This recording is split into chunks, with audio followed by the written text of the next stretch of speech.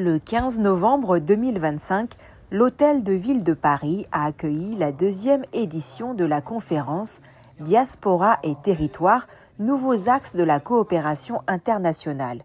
Une matinée dédiée à la réflexion sur les liens entre les communautés diasporiques et les collectivités territoriales et sur la manière dont Paris, ville cosmopolite et engagée, entend consolider ces ponts.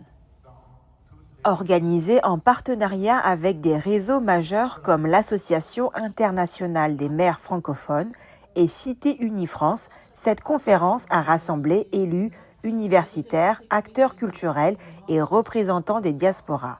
3 grandes thématiques ont été au centre des échanges: la coopération universitaire, la culture comme vecteur de transmission et les dynamiques de rayonnement territorial.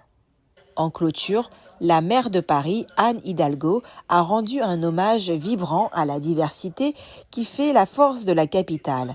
Elle a rappelé que Paris est non seulement capitale des droits humains et berceau des Lumières, mais aussi une ville bâtie par des hommes et des femmes venus du monde entier. Près d'un Parisien sur 4 est né à l'étranger. Pour elle, Paris permet à chacun de planter ses racines sans renier celles de son pays d'origine. Anne Hidalgo a insisté sur le fait que cette ouverture sur le monde permet à Paris de tisser des ponts avec les pays d'origine des diasporas et d'exercer une diplomatie des villes forte et solidaire. Elle rappelle aussi que Paris est une ville résiliente, marquée par des épreuves comme les attentats du 13 novembre où 17 nationalités étaient touchées.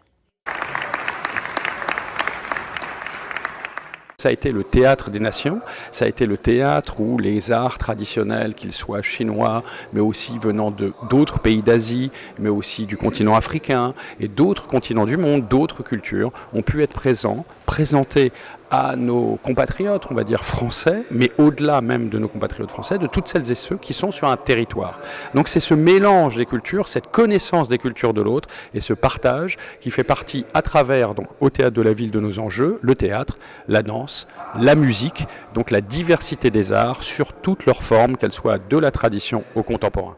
J'ai noté aussi une chose sur cette deuxième édition, c'est non seulement cette volonté d'une partie des diasporas aujourd'hui de dire ben voilà, on est pleinement inscrit dans cette cité qui est Paris, mais aussi cette volonté pour certains de dire comment on peut encore mieux avoir des liens avec nos pays d'origine de nos parents, de nos grands-parents pour certains, ou certains dont ils sont originaires pour ceux qui sont arrivés récemment.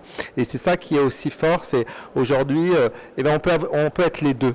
On peut être pleinement parisien, on peut être pleinement investi dans la vie de la cité, faire partie de la diaspora ici dans la ville de Paris, et en même temps être très attaché à son pays d'origine, pour les Chinois la Chine et pour les Espagnols l'Espagne.